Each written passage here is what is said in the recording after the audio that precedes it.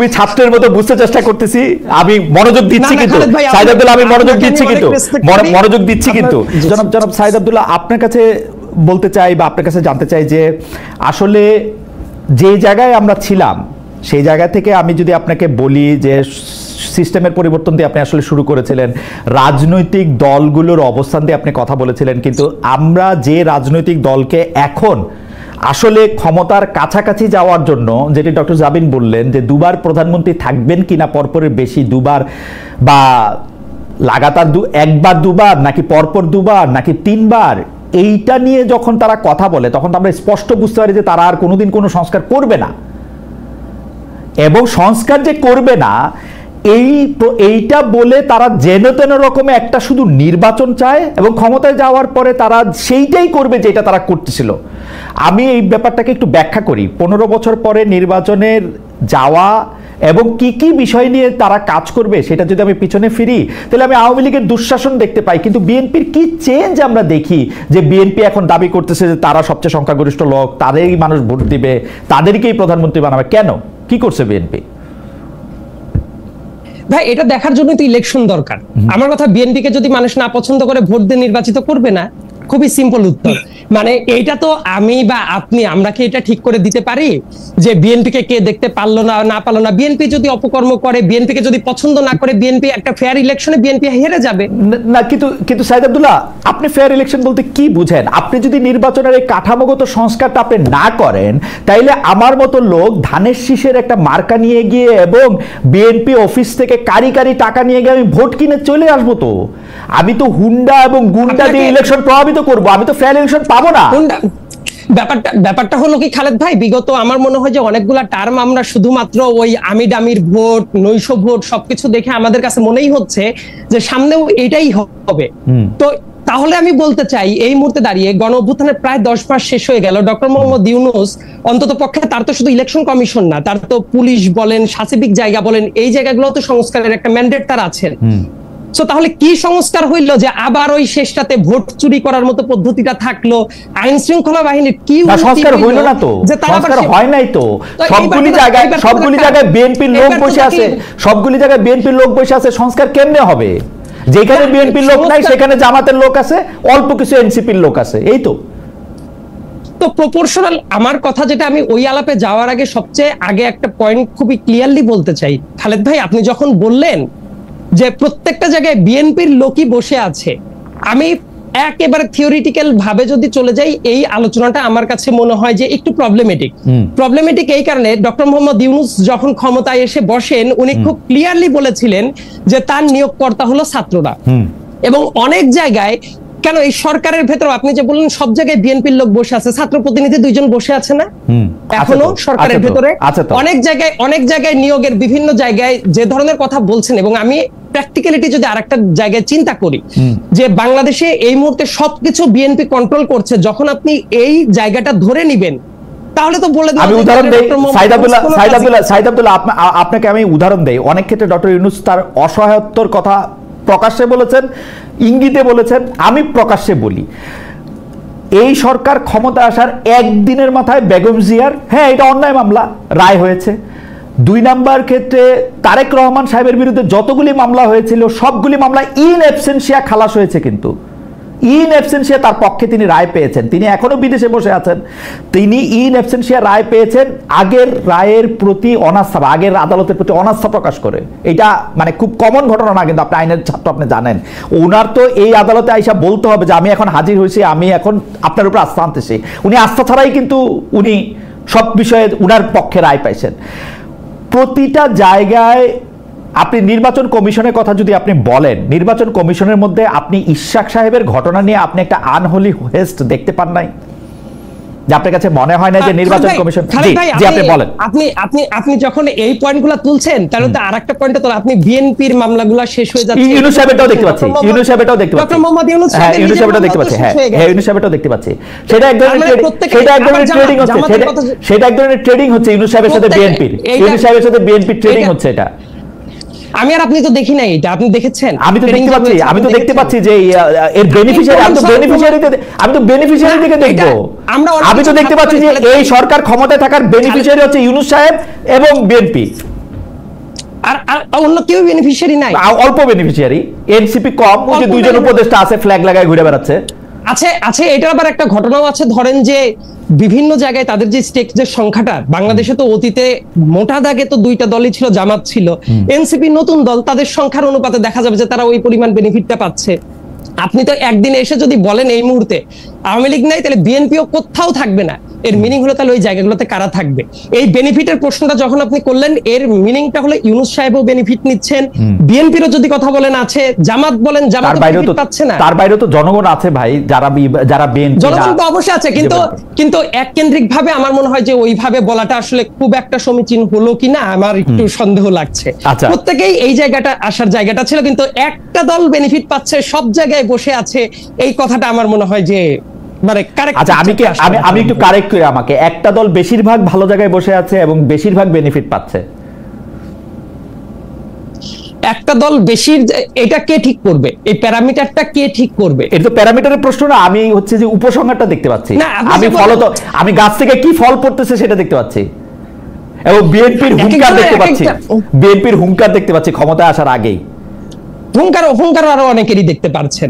হুঙ্কার যে ছাত্রটা বিশ্ববিদ্যালয়ের হলে ছিল, সেই ছাত্রটা মানে বিশ্ববিদ্যালয়ের হল থেকে বের হয়ে গিয়ে এখন এত বেশি পাওয়ার দেখাচ্ছে বিভিন্ন জায়গায়, এই চিত্রটাও তো দেখেছেন। কারণ তার মানে হলো তার পাওয়ার তো রক্তে কিনা, বিভিন্ন জায়গায় দেখেন সাইদ আব্দুল্লাহ তার পাওয়ার তো রক্তে কেনা।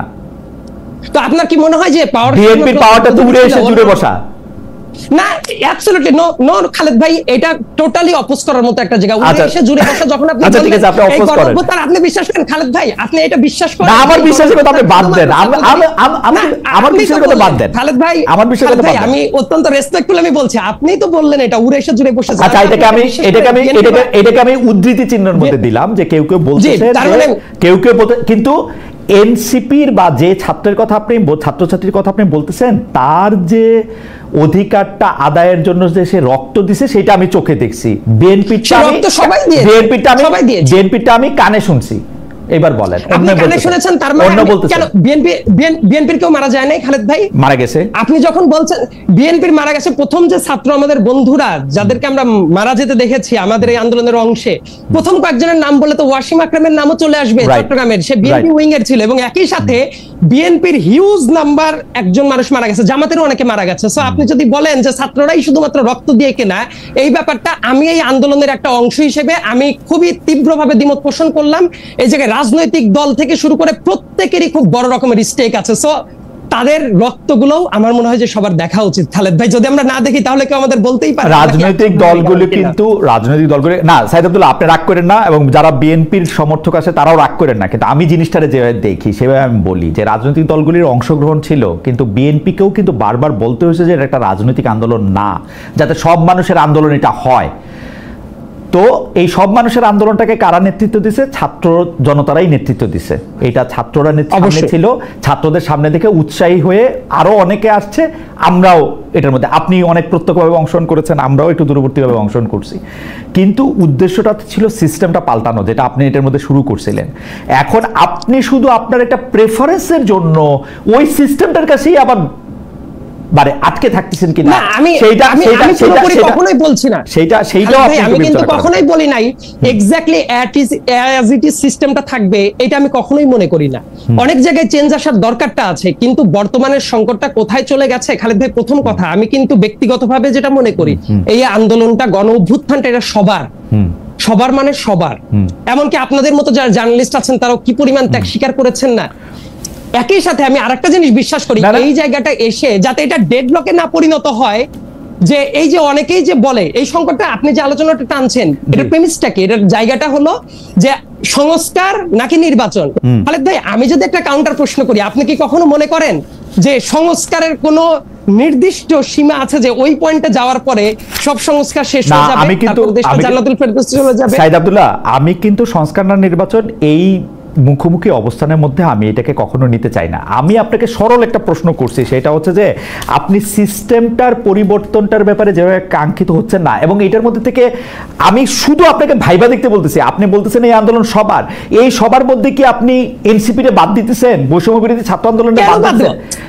তো বাদ না দেন, তাদের রাখেন, তাদের রাখেন। হ্যাঁ, তাদের যখন আপনি রাখবেন, হ্যাঁ তাদের যখন রাখবেন তখন তাদের কথাটা শোনার জায়গাটাও তো আপনার রাখতে হবে না। অবশ্যই সবাই তো মতামত দিবে, আমি যে তাদেরকে তো বিলিভ করি, হ্যাঁ অবশ্যই সবার মতামতটা থাকা উচিত এবং সব মতামতের পর ভিত্তি করে আমরা বোধহয় একটা গ্রাউন্ডে চলে আসতে পারি। ইয়েস, সবাই সব পয়েন্টে একমত হবে না, আমি এখনো ততটা নৈরাশ্যবাদী না যে সবাই মোটামুটি কিছু পয়েন্টে একমত হবে, এটা আমি অবিশ্বাস করি। আপনার কাছে কি মনে, আমি সরাসরি জিজ্ঞেস করি আপনার কাছে কি মনে হয় না যে বিএনপি সংস্কার সম্পর্কে একটা সাংঘাতিক রিজিড অবস্থানে নিয়ে, এবং দুই এই আন্দোলনের ভাগাভাগি জায়গায় মানে বিএনপির এটা স্বীকার করতে অসুবিধা কোথায় যে বৈষম্য বিরোধী ছাত্র আন্দোলনের ছাত্রদের নেতৃত্বে শেখ হাসিনাকে এখান থেকে সরাইতে হয়েছে, এখানে কার কি কৃতিত্ব ছিল সেগুলি বলার দরকার তো বিএনপির নাই, নাকি আছে? আপনি কি মনে করেন ওই কৃতিত্বটাও বিএনপি নিতে হবে?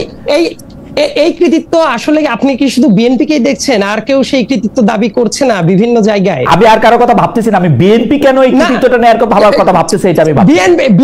বিএনপি কখনোই বলেছে যে বিএনপি একক কৃতিত্ব নিচ্ছে, অথবা বিএনপি কখনো বলছে যে আমরাই লিড দিয়েছি? এই দুইটা বাক্য খালেদ ভাই কোথাও বলেছে? বিএনপির কেন্দ্রীয় কাছাকাছি প্রায় কাছাকাছি কথা বলেছে, কিন্তু তারা বলেছেন যে বিএনপি না থাকলে নাকি এই আন্দোলন হইতোই না।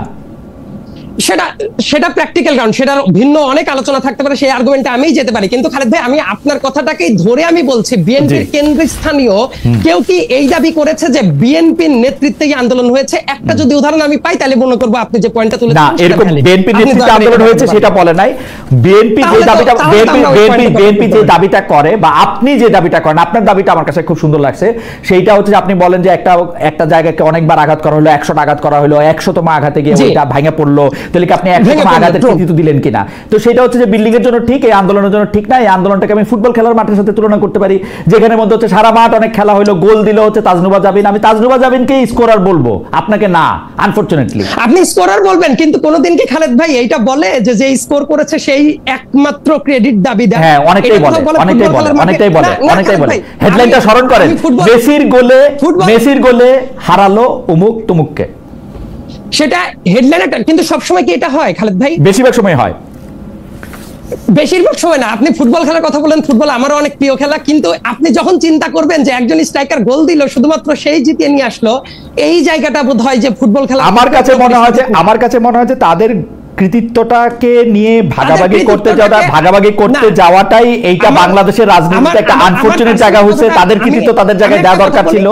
এবং একটা কথা বলি খালেদ ভাই, আমার পার্সোনাল অপিনিয়নটা বলি, আমার মনে হয় যে তাহলে আপনি একটু খুশি হবেন। জি, যারা আন্দোলন করেছে আমরা তো সবাই সহযোদ্ধা মানুষ, এবং আমি দৃঢ়ভাবে বিশ্বাস করি এই আন্দোলনটা যখন থেকে শুরু হয়েছে, এই যে বৈষম্য বিরোধী ছাত্ররা যারা ছিল তারা নেতৃত্বস্থানীয় জায়গায় ছিল, এইটা কেউ অস্বীকার করা কারো জন্যই কখনোই উচিত হবে না।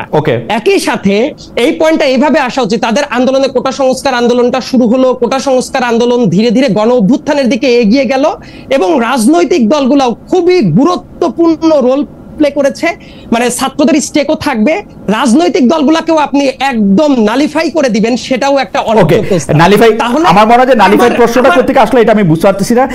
সাইদ আব্দুল্লাহ, আমরা আবার আসি আপনার কাছে। অনেকেই এই কথাও বলে যে রাজনৈতিক দলগুলো কিছু ছিল না, রাজনৈতিক দলগুলো এই কথা বহু মানুষ বলে, রাজনৈতিক দলগুলো কিছু ছিল না। আমি কিন্তু উল্টাটা দেখি সাইদ আব্দুল্লাহ, আপনি এটা একটু বিবেচনা করে দেখবেন। আপনি দেখবেন বিএনপির লোকেরা বলে মানে কি করলে জানি কে ভেসে যাবে।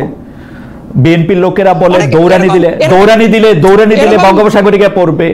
আরেকজন বলে, এরকম রেটরিক কি শুধু বিএনপির লোকজন বলছে, অন্য কেউই বলছে না?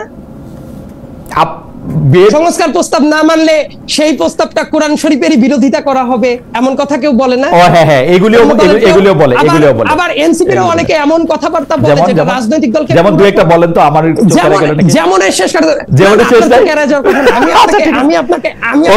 ওকে সাইদ আব্দুল্লাহ, আসতেছি আপনার কাছে।